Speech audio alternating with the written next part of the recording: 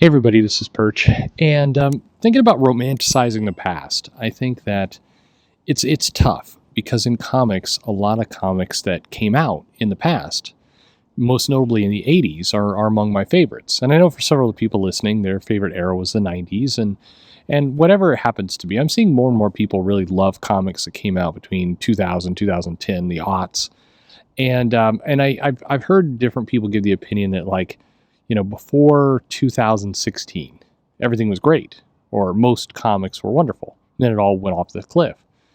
And I do think there's some changes. We've talked about them plenty on this channel, and I think there were some structural things that happened. I think that in many ways at Marvel and DC anyway, but really more at Marvel, I think, there became this almost assembly line mentality that corresponded with the rise of the movies, where the comics almost lost their way to some extent. It became, are we supposed to tie into the movies or not? We kind of are, we kind of aren't. Wait a minute, a good part of our line is owned by Fox, and we can't do comics there, so what are we supposed to do if we do a comic with a great idea for the X-Men? Are we betraying our parent company, Disney? I mean, there became a lot of these questions. These aren't, by the way, pulled out of my head. These are questions that I've heard asked, and people have asked me, who worked at Marvel at the time. I remember there was a debate about what it meant to be an editor in the X line back when Fox owned that property, and if you were going to be on the chopping block because you're basically responsible for a line of comics that were not run by Disney. These were real thoughts that were going on in the company at the time, and I think that there were simpler times and there were great comics. I do think when you talk about comics being better in the past, there is one aspect of it that can be a little bit misleading, and that's we tend to remember nothing but the very best. And we tend to kind of memory hole the stuff that wasn't as good. So of all the Avengers titles, and I remember, if you guys remember from a year and a half ago or so, I went back and I reread Avengers from number 1 through the different relaunches to today. And what I found was there was some arcs in there that I absolutely love and were great. The whole Under Siege, the Masters of Evil storyline, still one of my favorites. There were a bunch. I thought a lot of the dynamics when, the Hank Pym stuff was going on, I think there were some interesting things there. I think the Kree Skrull War, there was plenty there. That was the Korvac saga. Very good comics. There's also a lot of stinkers in there. And when I read them, I'm like, oh yeah, I remember this comic. This lineup of about 6 or so comics were terrible. And I had kind of forgotten that those existed, because that's what you do over time. Your brain tends to kind of dismiss the boring stuff. It will remember the truly awful, and it will hold on to the stuff that was great. And then it just kind of shuffles away all the dull and the just mediocre. When you're looking at comics today, of course, they're fresh in your mind. So the dull and the mediocre are right at the top. And I do think there's an element to that. I also think, it's, at least from my perspective, the comics aren't as good. It's sometimes people want to hear that out loud, but I think it's true. I think that you are seeing a lot more entertaining, engaging stuff on the indies, because those comics, at the very least, you're seeing a pure version of the writer and the artist's vision of what they're putting on the page, as opposed to whatever's happening in kind of the corporate machine, where it just doesn't work the same way. And so I think that's true. I also think that competitiveness was an interesting factor. I know that's Mark Millar put out his newsletter, and he talked about kind of this, the editorial summit or the writer's summit, where people would come together and they would bounce ideas off of each other, and it was competitive. And he described in his newsletter how, you could give very harsh criticism. You could roast other people and their ideas, and it was almost encouraged. And in some ways, it was kind of a game. And I remember, this was brought up on the Ellis forums. I know Bendis has talked about it occasionally, not as often. I'll get more to that in a second. I remember Reminder talking about this way back in the day. There's people who have talked about this, and it became almost kind of a stunt of, could you come up with the biggest burn on people? But it felt collegial. It felt, like you were getting real work done. And I think there's an element of that that's really valuable. This idea of we're going to pressure each other, that you're going to hone steel with steel, that it's going to drive people to be their very best. But what wasn't mentioned in the Millar newsletter and in some of the commentaries, because I saw a number of people talked about it and kind of in some ways nostalgic for this way it used to be. They didn't talk about the backstabbing that went on, that absolutely existed back in the day. This wasn't a new invention. You look at some of the writers who left Marvel. You look at some of the people who were rolled out. You looked at how people feel about Bob Harris. There was plenty of backstabbing, and in many cases, in these writers' rooms, and these editorial summits, they would encourage people to kind of be jokey and go at each other. But some people also held grudges. Some very notable names, and in particular, if you look at kind of what went down with comics from like Civil War to, I don't know, 5 years later, there were a number of I don't know, there's certainly some high-profile writers, some medium writers, that just mysteriously kind of vanished for the company as other people kind of took their spot and grew their own careers. And in comics, it would be churlish to, after the fact, like 10 years later or 5 years later, talk about these people who kind of stabbed you in the back. But I mean, the people still remember. They're still holding on to some of those receipts.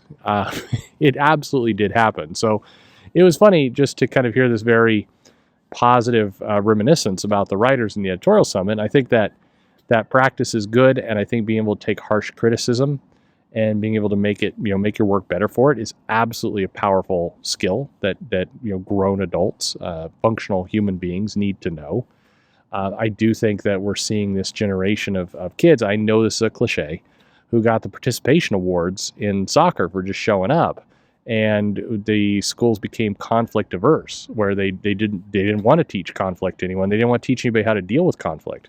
And as a result, you get this kind of tiptoeing around like everyone is perfect, constant validation of each other that really isn't helpful. I mean, it's easy, on the outside to kind of point at that and laugh at it because it seems absurd, just like people talk about, safe spaces in college seem absurd. And they do. But there's another level to that that's not as much absurd as it is harmful. Because people who grow up in that environment, who see that environment, who never have to face conflict are weird people. And you see it a lot in the workforce now. People know I do consulting, and I go into a group, and you can see people who have just never had to deal with conflict. And as a result, they're stunted. It's almost like a form of autism in how these people kind of can process, negative interactions. And it's not like you want people to be hardened against somebody saying, you're an idiot or blatantly insulting you to your face. People always go there. It's like, so you think people should just absorb racist and sexist comments? No, of course not. And actually, that's kind of the point. If you've learned how to deal with conflict, if you've learned how to deal with kind of these elements, then you'll come to recognize when somebody is, pushing you in a productive, but, maybe uncomfortable way, but still productive, versus somebody who is pushing you with like just crazy insults. And that right now, people don't have any ability to discern which is which, and it's harmful to them. I'm reminded of I met I don't want to say friend, but somebody who had reached out and asked if I could look over their portfolio. They were getting some material put together, and they wanted an opinion on that. And I don't know why anybody wants my opinion on that, but I was happy to go get it. So I met this guy at a coffee shop, and we're going through, and I'm like suggesting a couple different things. And one of the suggestions, which should probably be a video that I do on it, is how to kind of tune your portfolio in comics to a particular editor. And if you do your portfolio right, you can actually not re-theme, but you could reskin it slightly depending on which company, which person you're going to go meet. Think of it like a web page where you have different style sheets. So you can very easily swap some things out that make your portfolio look a little bit more intentional to the person you're talking to. As we're going through this, I mentioned, and here's who's editing the X-Men lineup, here's who's editing the Avengers lineup, because a lot of this stuff was Avengers-based. Like, that's Alana Smith over there doing a lot of these, these kind of comics. And was it the Avengers or Cap? I don't remember. Anyway, the characters the person was showing fit what books Alana Smith worked on. And Alana Smith is one of those people in comics that is just either nobody knows who this is, which is the majority. Like, you walk into a comic shop, nobody's going to know who that person is, or hated. There's this small little group online that absolutely despise her. And Much of that has to do with, she did a tweet about you people who voted for Trump will remember you, or something like that. It sounded sinister in how it was written.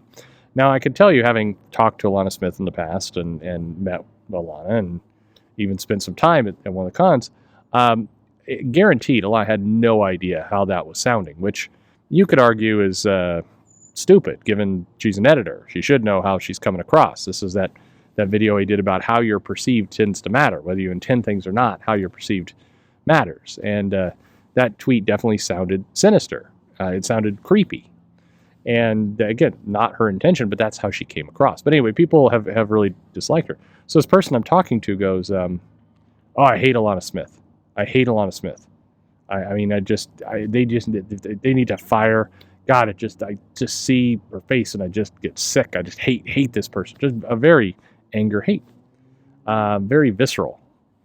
And I'm like, well, then, if you're going to push these characters here, if and if you hate the person, then, you should start taking your portfolio somewhere else. But I said, why hold on to that? Because it was clearly, he's like, just really worked up about this person. He mentions the tweet, of course.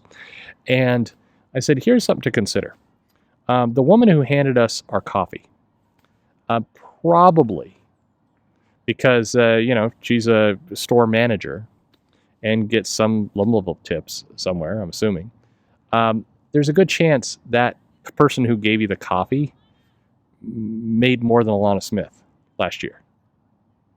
And kind of stopped the guy. I'm like, just you could certainly dislike whoever you dislike, but, put it in some perspective. You're letting, and that's not to excuse her behavior at all, because it was a weird tweet and everything else. And I know she blocks people, does all kinds of crazy crap on Twitter.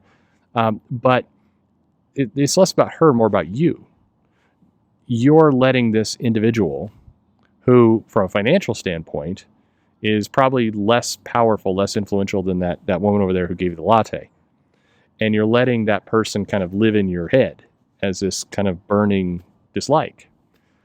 That's not healthy for you. Again, forget her. I mean, she doesn't know who you are, and odds are you'll never meet, never interact.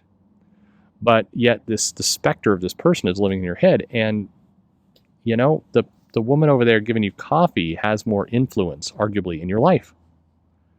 So it's not forget, it's not excuse the behavior, it's don't let it control you.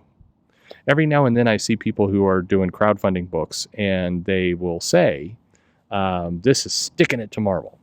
And I always wince whenever I see something like that, because what is the goal? What is the point of making comics and then having an enemy you can target? What is is it driving you to make better comics?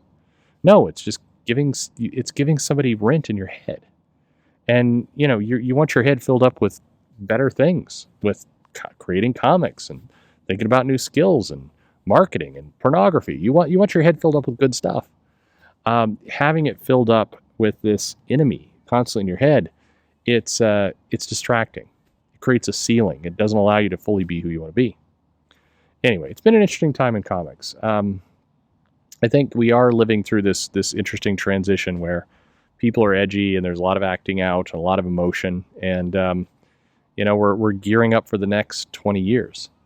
And I think that's kind of an exciting moment. It's like we're at the base of the mountain, and we now see there's a mountain. The mountain represents the next 20 years of kind of evolution and changes, and new companies are going to form, and old companies are going to go away, and there's a lot of new things happening in comics, and everybody's like strapping on the backpack, getting the gear in place, ready to go tackle it.